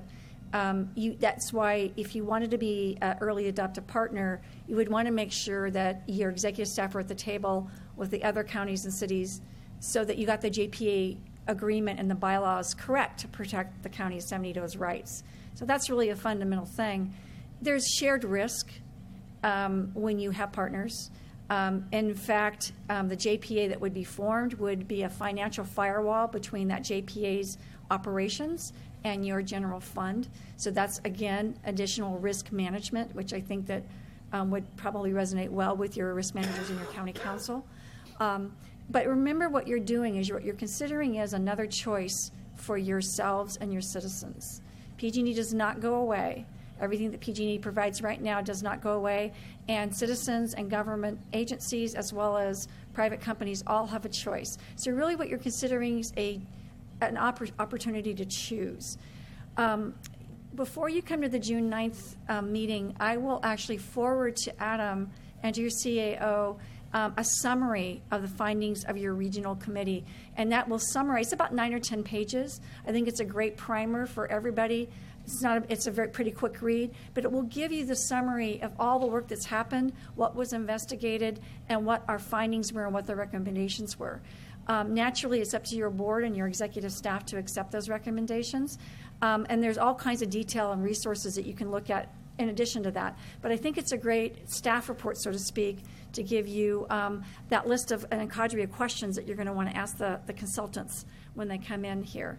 You know, the Santa Cruz County did raise over $400,000 on behalf of your county and all of our other partners. And we did that not out of our general fund. We raised it with grants and fundraising. And we did it with our own staff time so that we could bring everyone into the tent. We know there's regional benefit, especially with a partner like San Benito County and your son, to be in the tent with us. So that is why we went to all that time and trouble, because we know that you're a very important partner. Thank you. Supervisor Barrio? Yeah, the meeting on June the 9th will be here. What time? 3 o'clock, 3 to 5:30. Thank you very much. 3 to 5:30? Yes.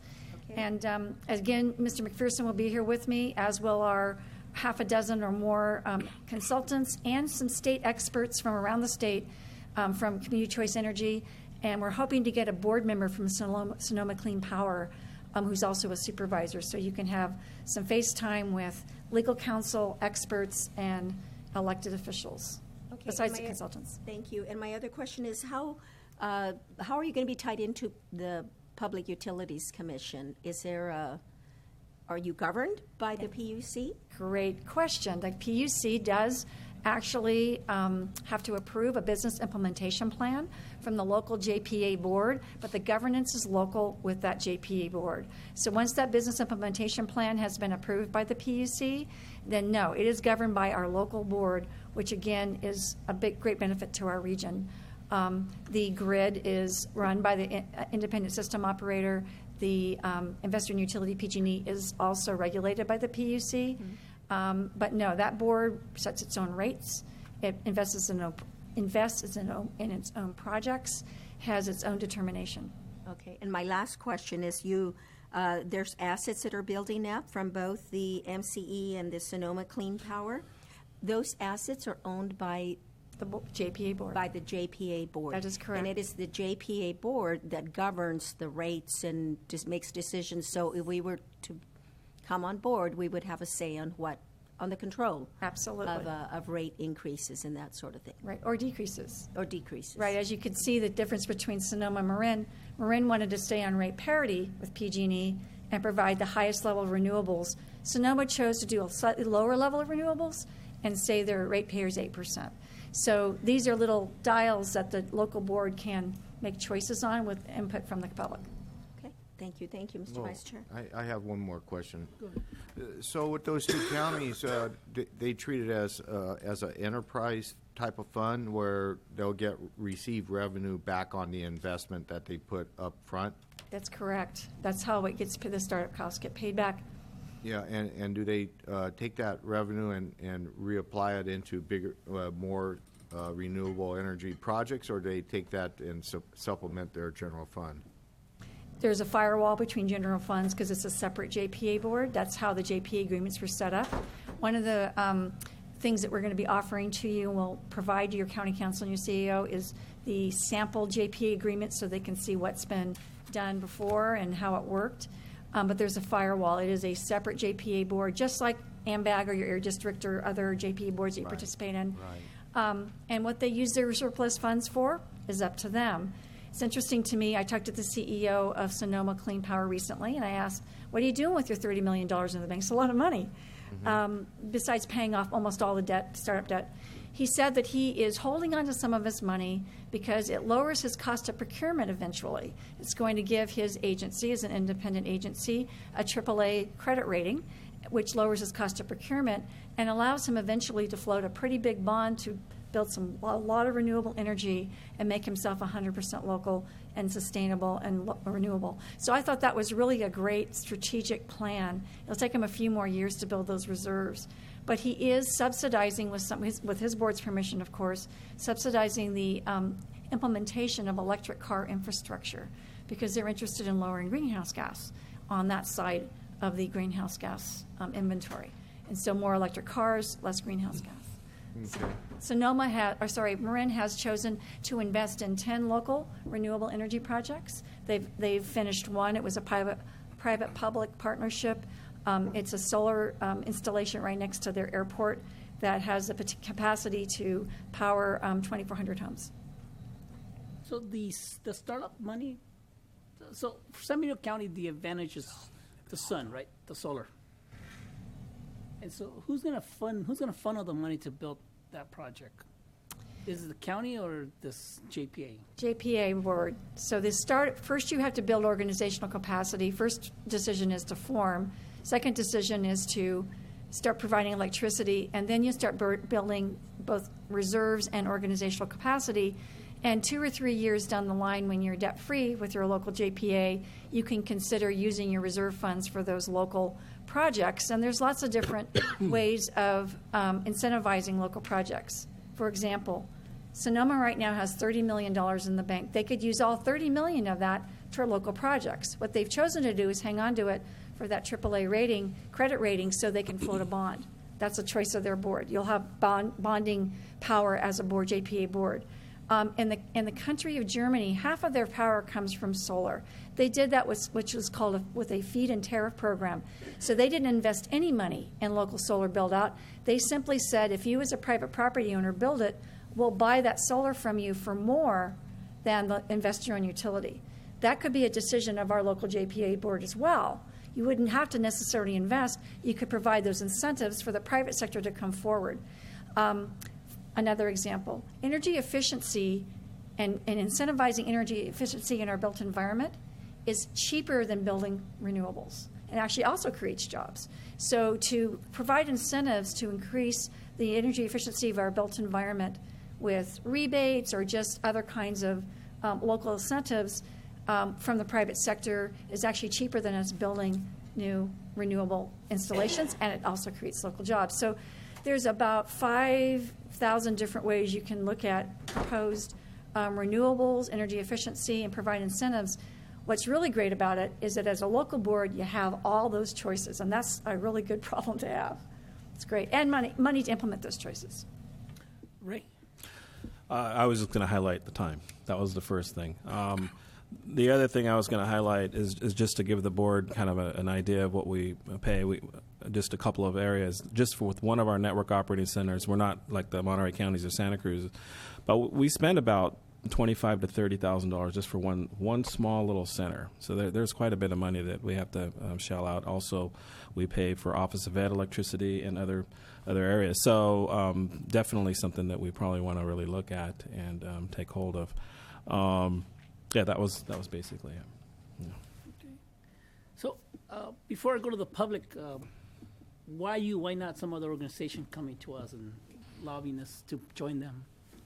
Well, by law, this is allowed for county and city governments only. It is not a private sector. It's a public sector option. The law went into effect when actually Senator Bruce McPherson was in office. Okay. That was a long time ago. He reminds me of that all the time. So it's been on the books for 15 years. And when it went on the books, many of us as county and city governments went, a little too risky. No one's done that. We're not too sure. Well, Marin did it in 2008, and then subsequently Sonoma's done it very successfully. And the city of Lancaster just recently established their own, just by themselves, their little CCE agency. There are over 20 cities and counties in the state that are considering this option. So it has to be a government option. Only local governments can do this.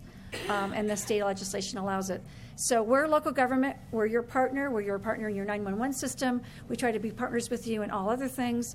How can we partner with this? We think it makes sense. We can provide the customers. You can provide the electricity. We have denser population. That's okay. Everybody has some skin in this game. Okay. So we'll have the same amount of weighted voting power, right? Like every other one. That's part of the JPA negotiation, but that's a best practice. You just guessed it. That is a best governance practice that your committee will be coming forward with, because it's important to have weighted voting based on population and energy usage. So that's important, yeah. Anyone from the public? Marty, I had a feeling. I'll send the executive summary to your CAO, and I'm happy to answer any questions after the public. Thank you.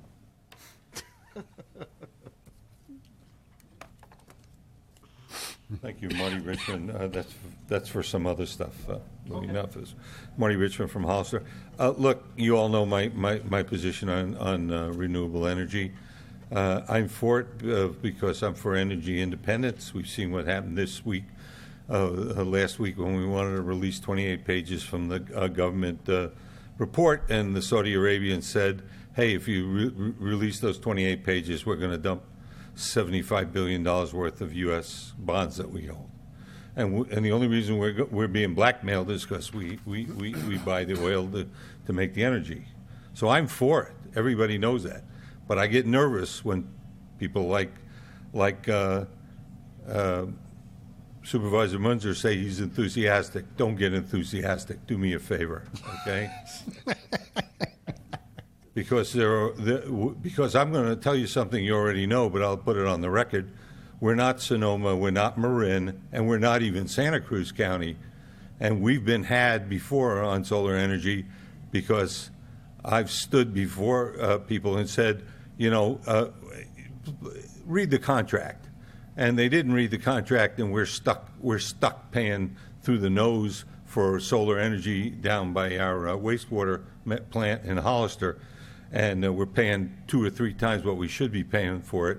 And we're stuck with it forever. We're paying for energy we're not getting, and they're not delivering the energy we need. So we're getting taken on both ends.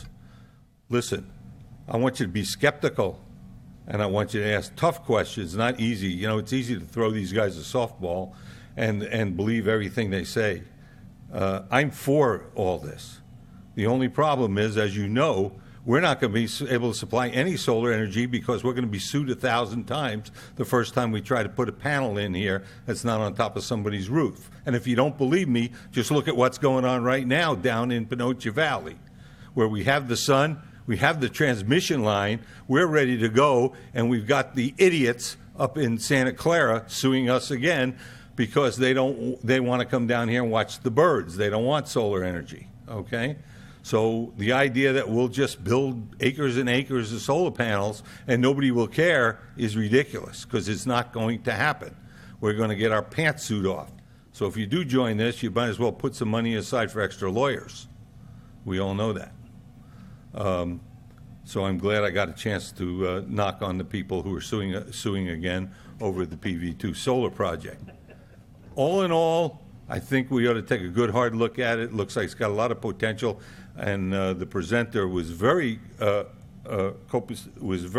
accurate when they said there's a lot of things you can do besides supply energy. For instance, you can put LEDs in everybody's house and save a ton of energy, and you don't have to put in one solar panel. So I appreciate it. Please be skeptical. Thank you for your time. Thank you, Marty. Anyone else from the public? None? I'll close it. Thank you again Thank for the you very much. opportunity. Look forward to seeing you on June the 9th. I agree. Be skeptical. 300 pages of stuff to read. But the executive summary will get you there quite a bit. Thank you so much. Appreciate your time. Thank you, madam. We appreciate the presentation. Okay. Mr. So I do have one comment. For June the 9th, how many board members do we want to make this a special board meeting? Are there going to be more than 2 board members attending? Likely there will be, because I plan to attend. Supervisor De La Cruz, you said you wanted to be here. Oh, I'm going to be there. And Supervisor Botello, I think, is going to be there. Necessarily have to be here. I'll let the other supervisors go, and so if that helps. But if it's a special board meeting, if it's not a special board meeting, I could collect information and read the 300 pages. In Monterey, just so that you know, and in Santa Cruz, they're not special board meetings, but all the board members will be there, and they're not sitting together. They're going to be in the audience, and it's a presentation format. But we can do it whatever way you want to do it. Okay. And a special board meeting works just dandy. It is a Brown Act meeting already. We're going to treat it as such, and I'm working with Louis on that. So all of your committee meetings are Brown Act meetings too. So members of the public. So whatever way you So want. we'll work on that. We'll notify the board. Yeah. Thank you so much again. I haven't bought into it in every step. That's what Marty said. Skeptic. You're a skeptic. Yes, thank you. All right, what's the next thing? We've done that. Now we go to 29. 29, yeah. All right, Jim, your turn.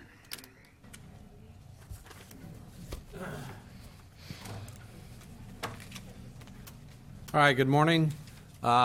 This is your monthly update on homeless services. I'm going to ask Enrique to come up and do the update, and then I have a few comments afterwards, and we will be available for any comments and questions. Thank you. So I just wanted to give a summary. As you know, that the warming shelter is done. Our last night was the 15th of April. But just to highlight some numbers, when we opened in December 1st, we only had one client. We marched forward. It was a new program for us. Later on that month, we had a high attendance of 21, but we served total and duplicated for that month 24. Our average for that month was 14 clients. which is a big difference than the first night, and that gradually increased. For the month of January, we had 16 new clients, so when you combine both of them, at that point we had to serve a total of 40 new guests there at the center. Our high peak in January was 33, and the average for January was 27th, and that was the highest average daily attendance for our program. In February, we had 10 new clients, so at that point we had a total of 50 total served with a maximum of 30 for the month and average of 26. Now in March was with 5 new clients, so at that point it was 55 total and duplicated. 27th was our max, and 25 was our average. And then in April, we extended it for 2 more weeks, so we had 1 new client. So at that point, we had 56 total and duplicated clients. Our max was 24, and we averaged for that month 22. I think that our staff did a fabulous job. In total numbers, for the month, for all the months, we had 3,100 night beds for all duplicated counts. It's nice to see that they were at a warm place, and the program again did provide breakfast, provided a packed lunch, and a warm dinner on a nightly basis. Security was present for both shifts from the day we opened, the time we opened, to the time they left in the morning. They were transported to different locations, and any client that had appointments at behavioral health or another location, staff was available and staff took them. There's some linkages of services that I think they're worth highlighting. So 17 of the 56 clients, so that's about 30%, who participated were able to find housing. 8 were able to attain employment while staying at the shelter. 5 guests did receive services at behavioral health, including drug and alcohol services. 6 total guests were able to attend the employment services that are offered at the America's Job Center, what was formerly called the One-Stop Career Center. And all clients in employment services are job ready, and it's pretty difficult to get them job ready. Those that are not were able to receive other services or referred to other services. Now, through our partner with My Father's House, they were able to assist 3 of our clients in residential treatment services, so they received that service as well. So the report that we have before you also includes some quotes from some of our guests of how satisfied they were with the program. And this report also gives you a summary of other homeless services that we offered. We also finished our family winter shelter program. This is separate from the warming shelter. For that program, we provided from December through March. We served 30 families. They did provide a $30 security deposit, $300 and $300 monthly rent. That money was collected and given back to them for permanent or for housing beyond. Our HOPA program is housing opportunities for people with AIDS. We have a small clientele caseload that receives services, housing services, food vouchers, and that in some cases we have clients that didn't have a home until we were able to help them. Our Helping Hands program, we have a total of 12 units rented and 14 of our clients living there. Our rental assistance program, we were able to help currently for 1,000 since 1994. I mean, we've been providing the service for quite a long time. We've helped 1,849 families, and currently we have 250 families in the waiting list. We have a grant that we received, total combined from our home program income and our grant of $500,000. We have $688,000 to help with rental assistance to pay for 12 months of rent based on eligibility requirements, and we hope to kick that program off pretty soon. We have our CalWorks housing support program for homeless families. We are to serve 15 through 18, and at the moment we have 4 that are approved, that we were able to find housing, and a couple more that are being served right now. and our goal again is to serve 15 to 18, we've had hotel vouchers. And any unspent money from this program, our goal is to help beyond, including hotel vouchers, because that's a very needed service, and it's a service that we hardly ever have a lot of money. So when we do offer hotel vouchers, it's pretty limited. You're aware your board approved moving forward with a homeless service center, so that's marching forward, and Jim could talk about that in a little bit. We provide transportation tokens to anyone, including our homeless community members, to go back and forth public transportation. We offer job training programs for those that are job ready.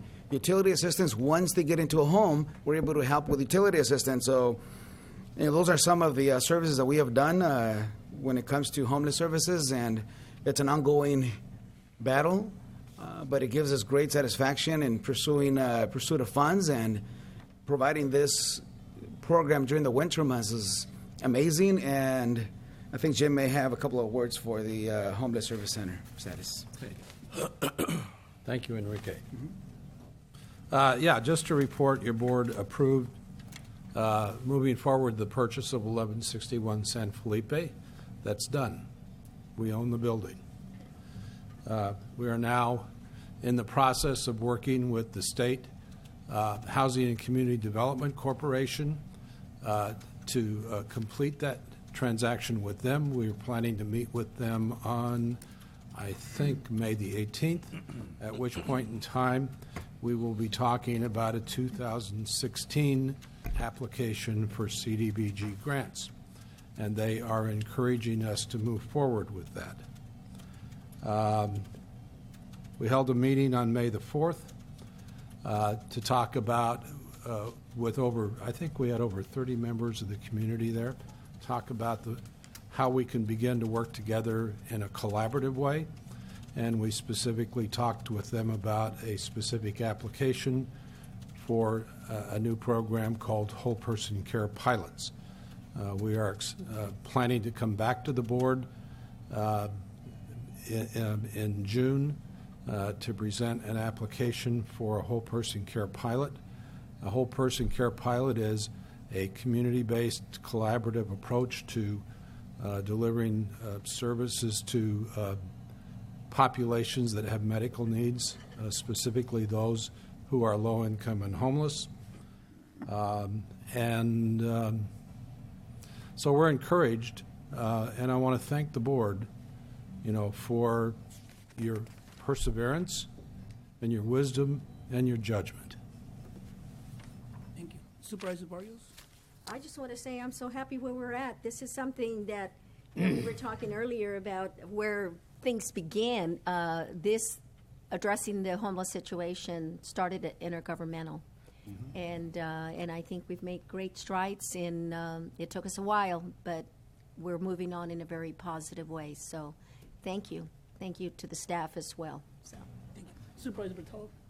Yeah, I read this report with a lot of interest, and it was a very good report. I enjoyed the linkage to services. And the way I measure our success with our program, it's not how we're expanding it. I don't want to expand our program. I don't want 600 people homeless in our community. I want a far less number.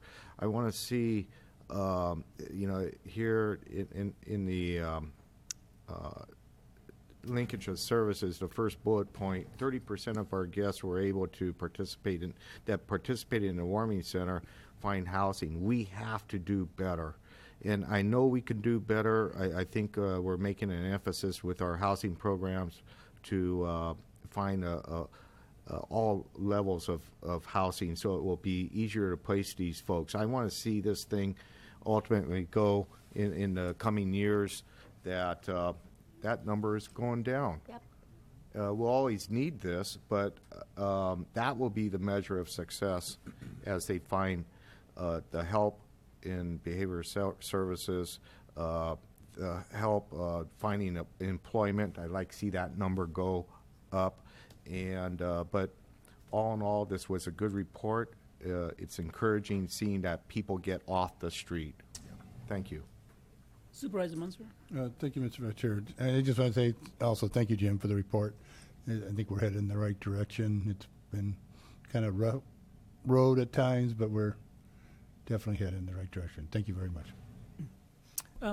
I too was going to say that this is one of those great ideas that came out of the Intergovernment Committee, and I remember Supervisor Barrios being so passionate about the issue, and even to the end. Thank you. Thank you. Thank you, Enrique, for your leadership on the program. I really do appreciate it. Thank you, Jim. Anyone Thank for the you. public? None. I'll close it. Thank you. That was just to report. Okay, then the last item before we go to lunch will be number 27? Just kidding. Number 26. 25, right? All right. Thank you, Mr. Vice Chair. A request has been given to me to ask or request the board if we could hear item number 25 and 26. It's up to the board No, before we will lunch. just hear number 25. Just 25, okay. And yeah, we're just going to hear 25. Okay. So this particular item, obviously, both items are similar in fact that they were requests from your board during the fiscal year 15-16 budget and receiving reports. And in this particular case, it was regarding economic development. So we have Melinda Casillas here to present to you this particular item. Melinda? Good morning, or almost afternoon. So originally, this item was before you on April 12th. It kind of became a crazy meeting, and so I asked Julie if she could come back and do her presentation today under the Economic Development Program. And she's going to, she has a slideshow for you, and she was going to talk about how she has used the allocation that we gave her this year under the Economic Development Program. So, Julie? And do you want me to start your... Whoops. Start your slide, so...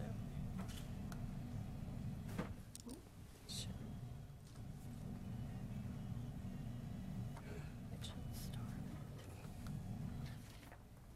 Are you better at this than me? I don't know why it's not working. It's not working? Yeah. Should I pick it up right there? Just start to show. Okay. All right. I'm not quite sure what happened to that. Okay. Good morning. Still for another 5 minutes. Thank you for hearing this before lunch. This is my second time to sit in the audience and wait to give you this presentation. So, just a little over a year ago, we started with the tourism within San Benito County. So this proposal or presentation has been given to the San Juan Bautista city manager and the city of Hollister. So I'm going to go forward. Well, hopefully I'm going to go forward. There we go. All right. So what happened in 2015? March of 2015 is when the city of Hollister gave us the first $50,000 to start tourism within our county. The website was launched. So we have a website up that is all about tourism within San Benito County.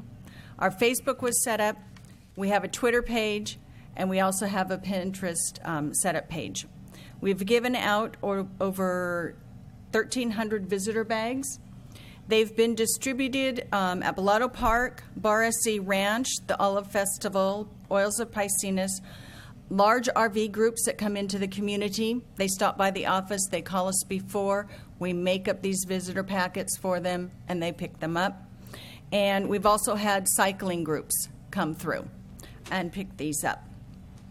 We've also been in the Yosemite Journal, and over on the side here is one of the Facebook posts that shows how many people, 17,228 people, saw the post about San Benito County and Pinnacles National Park. Our visitor guide for last year, we had 5,000 of them printed up. We've sent them to 3 locations at the San Jose Airport. It's been at the Pismo Beach Visitor Center, Casa de Fruta, Pinnacles National Park, San Juan Bautista. We sent them to the Las Vegas Trade Show. And it's also, I just shipped 250 of them to the Sunset Magazine Garden Expo in Sonoma. So we are down to 100 of them. So we will be starting a new visitor guide for San Benito County. The Central Coast Visitors Map, you each have one. This is the brand new one that came out. Last year, it was distributed to West Los Angeles and San Francisco hotels, visitor centers, 7 of the largest California welcome centers, and 6 California airports. This year, it will be in over 400 locations throughout California. And this one is hot off the press. It just came a few days ago. So this is the new one going forward, and we have 4 spots in it. I tried to get a 5th one, but they said I was being too greedy, and the other counties had to have a few spots. So we have 4 visitor locations within San Benito County on this map. We've had 3 sets of writers and photographers come through. We've had several posts on Facebook, an online magazines, a radio show, and the last video that was posted to Facebook came out on March 8th. We have a 3-year contract with Big Blend Radio and Magazine. They will be here again in the next month or so to do another tour of the county and write about events and things that are going on within San Benito County over the next year. They did 17 live radio spots with members of San Benito County that related to tourism that they interviewed on their radio. We participated in the Olive Festival, and we handed out luggage tags to members that are visitors that were here from San Benito County and other areas. So I also just recently went on a vacation to Texas, and I handed them out in the airport in Texas when I landed. So, and I also left our visitor guides. It wasn't contraband. They wouldn't think it, but I did. I left it as I went through the airport. So we were in the Yosemite Journal. I think you've all seen the 2-page write-up that we had in the Yosemite Journal. That journal is good for a year. So it will not end and come off the stands until 2017. It's sold in Targets, Vons, Barnes & Noble. So it is getting around. It's also on the website for myyosemite.com. And there's a 12-month targeted email lead program that is connected with it. So far, we've gathered 9,712 emails from people outside the area who are interested in coming to San Benito County, some as far away as England and Germany. This is just one of the posts that was on Facebook. We participated in an online contest that gathered 6,000, separate from the 6,241 emails. We participated with My Yosemite, and the person that won the $8,000 valued trip, it starts in Pismo Beach, goes up California. San Benito is one of the stops. They'll be staying at Joshua Inn. It was won by someone from Illinois. But we gathered 6,241 emails for that will be part of our quarterly newsletter that goes out about San Benito County. We've advertised on KSBW twice, one during the week of Thanksgiving, because we knew a lot of people take short family vacations during that time to the Monterey area, and then one during the AT&T, because there are a lot of visitors to our area during that time. I've already talked about the Central California map that's just hot off the press, currently in production for 2016. I printed them out. Yes, I know they're upside down. I was going to say. I folded them. They will be done professionally. I had to get them for you guys. They just went in for printing yesterday, so I printed these off. The final look over is being done by a professional editor. So these will be coming out. We're having 50,000 of them printed. It says Pinnacles National Park on the front of them, and they're going to go to 435 sites throughout California. So, yes, it'll be on better paper. The coloring will be better, but I just wanted to make sure that you saw. It shows Mission San Juan Bautista on the inside. If you open it, it shows historic downtown Hollister, and it shows other locations and other things that they can visit within our community. But it says Pinnacles on the front part because that's what people are going to recognize San Benito County for. And this was given up by Soledad. So that's why I picked it up. Soledad decided not to print Gateway to Pinnacle anymore through certified folder, and they offered it to us, and so we picked it up. So we are currently developing guided tour maps for bird watching, for scenic routes in San Benito County, the wine trail, stargazing, cycling, and an old barn tour. I have a photographer that's taken pictures from Morgan Hill, that he's taken pictures of all of the barns within San Benito County. We have a limo company that's partnering with us, and we are doing a barn tour that is going to be a 2-hour tour through the back roads of San Benito County so that other photographers or bird watchers can participate in it. At the end, they will stop for lunch, and then they'll be on their way, and they can come back to San Benito County on their own, but it gives them kind of a taste of what we have to offer within our community. I'm trying to go fast because I know everybody's ready for lunch. We're going to be in Sunset Magazine. It's coming out June 1st, 2016. It will show our Discover San Benito County logo and tell them how to get to our website. We've got a retractable banner that we use that has the Discover San Benito County on it. I would have brought it this morning, but I walked. We trademarked our Discover San Benito County and Discover San Benito County, California, because we had somebody trying to use it. And we trademarked our tourism logo, which is the bird and the Discover San Benito County in the corner. Remember, this is all in 1 year. And this is not counting all the other stuff that the Chamber does for Chamber, not just tourism. So going forward, we plan to purchase and design a trade show booth. We've been borrowing one from Redbeard Communications, so we would like to have our own. We plan on attending trade shows, the state fair and festivals throughout California.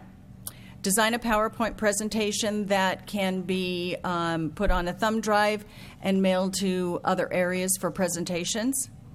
A tourism event trailer, a little teardrop trailer that can be taken to outdoor festivals and things, and I'll show you a picture of that later. We have radio and TV advertising that we want to do in Southern and Northern California and the Central Valley. Place ads in hiking, cycling, bird watching, and historical publications. Seminars for our local businesses to increase their knowledge in tourism. There is a lot of small businesses that stem from tourism, and our community is not aware of all the different ways that they can be part of tourism within San Benito County. So we have a total of 12 seminars set up for our community. And then we will be designing a new tourism guide. This was started before I came on. This is what we have, or had, because we only have 100. This is what we're striving for. This is what Bakersfield's looks like. This is what Morgan Hills looks like. So this is what we're striving for this year. I'm currently interviewing for a part-time position to help us work on the, to get a really quality production and product for San Benito County. So the 2014-15 budget was all from City of Hollister. Most of that went to the website and designing the website. The July 2015-2016 budget, which you contributed to, this is a very condensed spreadsheet on what it was spent on. If you want to see a more detailed one, please stop by the office. I would be happy to share that with you. But this just shows where the funds went and some of the different things that we did. Yes, there's a $475 difference because there's a couple of them that haven't been completed yet. And as a reform banker, I never want to put it down to zero because there always are surprises sometimes. So I want to make sure that we do have enough. You contributed $18,000 last year to the economic development of our tourism program. So going forward, this is our projected budget for next year. The City of Hollister investment, we have $50,000 confirmed. I have asked for another $50,000 for 2016-2017. I am going to ask San Benito County for $30,000. Last year it was $18,000, and the City of San Juan Bautista investment of $15,000, which gives us a budget of $145,000. This is where the funds will go. Now that we've built the product, now that we have our website, now we have to get the word out there. So that's what this next year is going to be doing, is getting the word out there on radio, TV, print, online, going to the different festivals with a this is the teardrop trailer I was talking about. You will have pictures of San Benito County around it. You open it up, and in the back, it's full of the pamphlets. This is, I think, a wet bar, but we won't be having that. We will be having all pamphlets in the back, different things in San Benito County that they can do. We already have a list of people who want to take these to different events. Many of them are on my tourism board or on my council, and they're willing to take a weekend and go to different festivals throughout California. So, do we have any questions? I went fast, I'm sorry. Supervisor Bertolo? Yeah, thank you, Julie, for a very good report. You've done a lot of work. And, one of the things that I'm kind of get nervous up here about is government being involved in things that the private sector should be taking care of, and the private sector being involved in government things. I think I don't see anywhere in your budget there on the revenue side of support from the private sector. Is there any support? Every chamber member is given the opportunity to have there's a voluntary stipend that they can contribute. Last year it was over $9,000. And that is just from chamber members. But as far as community members, when we have had the writers come in, some of them comp rooms, some of them comp dinners and things like that for the writers. But as far as any other monetary donations, no, has not been. Yeah, I know. I'm going to have a hard time, justifying even increasing our contribution without some sort of, which I'm going to ask staff when we talk about this during our budget meetings, what is kind of a rule of thumb for government to participate in advertising in the chamber, duties, and what other counties do to support the local business if we're at the appropriate level, because we're still at a point in our county that we're not flush. We have staff that's underpaid, departments that are understaffed, and until we take care of our basic responsibilities, I hate to go into an area that personally I feel is a private sector responsibility. But all this is good. All this is important, but I think the private sector ought to be stepping up, the ones that are benefiting from the business that this is drawing in. That's my opinion. Thank you. Thank you. Supervisor Barrios? Thank you so much. Julie, this is wonderful. This is what I'm talking about. This is what we needed to see to make sure that our money was well invested, well spent. What I would like to do is to support Supervisor Botello's idea about, having the private industry be more participatory. participatory, I guess is the word. But I would like to see it maybe in writing. If you could just give us what you were just saying, what they have done and provided, because they are partners. This is a partnership. We're going to benefit from the revenue that comes in. They're going to benefit as well. So, I see it as holding hands, but we do need to make sure that both sides are doing everything that they can to make sure that they invest as well. Right.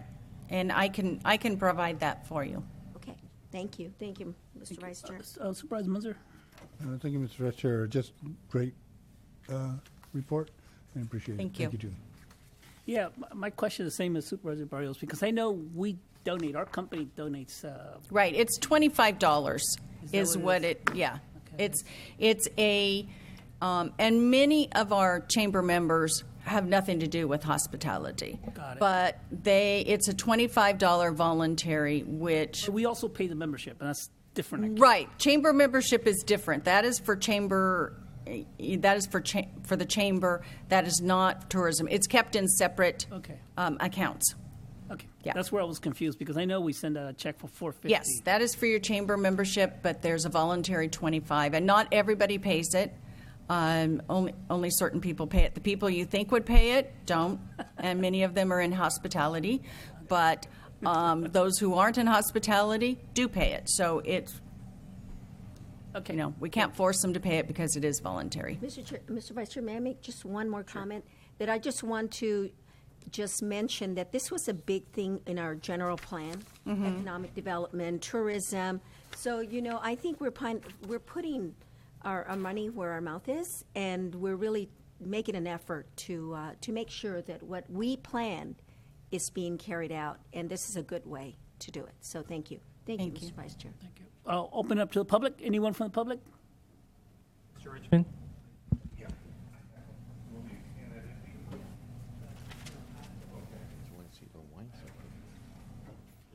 Maybe we should change the rule. Right during lunchtime, it goes to a minute speaker. During lunchtime, 1 minute speaker time. I didn't realize I'd be cutting into my lunchtime, and for me, that's a major issue. Marty Richmond from Hollister. I just want to say I'm a member of the chamber and point out, though I'm not on the board or anything, so I speak only for myself. How much you want to contribute, how much you want to put in, that's up to you guys. I'm not here to talk about that, but I would say I've sat here for years and listened to the economic reports, and for many years, the whole thing consisted of people coming in saying, I talked to a lot of people on the telephone this month or this quarter. Oh, I went to Las Vegas and I gave away free booze and people came to our room to drink it. I've been to those meetings. If you give away free booze, people always come to your hospitality suite and drink it. Doesn't mean they're going to give you any business. Just means they like your free booze. I think you're getting your money's worth. You may think it's you don't want to spend that much money. That's up to you. But as far as getting your money's worth, I think Julie's been a real spark plug. And my business with government spending has always been, I don't mind spending the money provided I get my value out of it. That's all. So that's the same attitude I take on my house and my car and every my baseball tickets or whatever it is. And I think you're getting some real value here because we got solid things we can point to and say this is how many, this is where they went, and this is what it takes years to build up a tourism clientele. The question of whether you want to make the investment. Other people are making investment, private people. For instance, somebody's building a hotel here in Hollister. That's going to be a lot of money. There's no guarantee it'll be a success. Somebody's putting millions of dollars out. I'm sure it's got to be millions of dollars to build a hotel when you look at development costs. They're going to put millions of dollars out, and it's all risk money. We don't know if it's going to be a success. Hopefully it'll be a success. You will benefit. You will get, you will get your tax. And if Measure P passes, hopefully you'll get a piece of that action. The city will get a piece of the sales tax action, and so on and so forth. So I think there is a benefit to everybody. Most of all, if things work out right, we'll be able to employ some people. And I think that's the ultimate weapon, is to get everybody a job. Get them a job, all the other things fall into place. That takes care of more.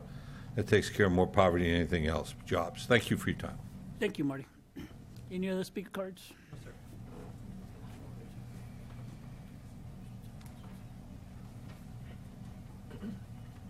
Thank you. Thank you, Julie, for that beautiful report.